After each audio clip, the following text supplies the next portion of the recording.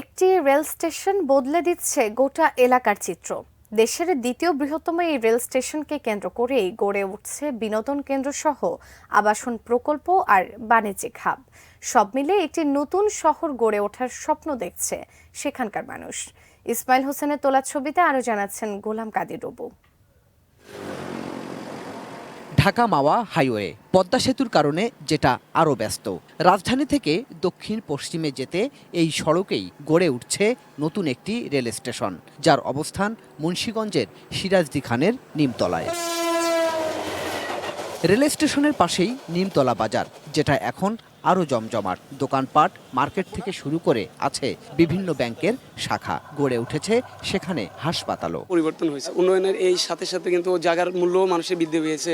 Rail স্টেশনটির পাশেই গড়ে উঠছে পরিকল্পিত শহরও। চোখে পড়বে মডার্ন গ্রিন সিটির মতো দৃষ্টিনন্দন আবাসন প্রকল্প সহ ৮-১০টি আবাসন উদ্যোগ, যেখানে আগ্রহ বাড়ছে মানুষের। আরো বেশ কিছু প্রজেক্ট আমরা দেখেছি, তা সেই তুলনায় এটা আমার কাছে মনে হলো অনেক বেশি ভিজিবল।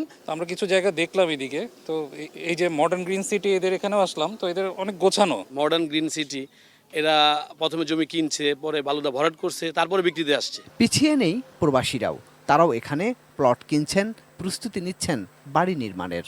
স্বপ্ন বিক্রি করে না, এটা আসলে বাস্তব বিক্রি করে। ৩-৪টে প্লট আছে আমার এখানে, আলহামদুলিল্লাহ আমরা খুব হ্যাপি।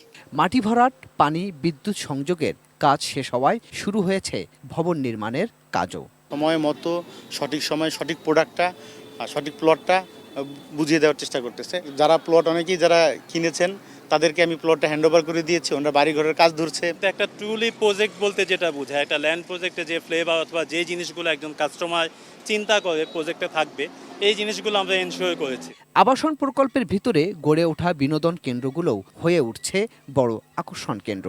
শিশুদের জন্য পার্ক, আধুনিক সুযোগ সুবিধা সহ থাকা খাওয়ার ব্যবস্থাও। সব মিলে নতুন শহর গড়ে তোলার চেষ্টা এখন উদ্যোক্তাদের। আমি 100 ফিট রাস্তা রাখছি, 60 ফিট, 40 ফিট, যেটা নাকি এই ঢাকা মাওয়া রোডে খুব কম প্রজেক্টে এত বড় রাস্তা আছে। এবং একটা পার্ক, রেস্টুরেন্ট, রিসোর্টের মতো করছি। ইউনিভার্সিটি করার জন্য আলোচনা হয়েছে, ইংলিশ মিডিয়াম স্কুল। তো নাগরিক সুবিধা যেগুলা, এগুলা মানে অনেক কোম্পানি বলে, আর আমি এটা অলরেডি করেছি এবং বাকিগুলা করতেছি। এখানকার যে বদলে যাওয়া দৃশ্যপট, সেই দৃশ্যপট শুধু এখানকার মানুষের জীবনমান উন্নয়নের সম্ভাবনায় তৈরি করছে না, তৈরি করছে এখানকার অর্থনৈতিক উন্নয়নের ক্ষেত্রেও নতুন মাত্রা।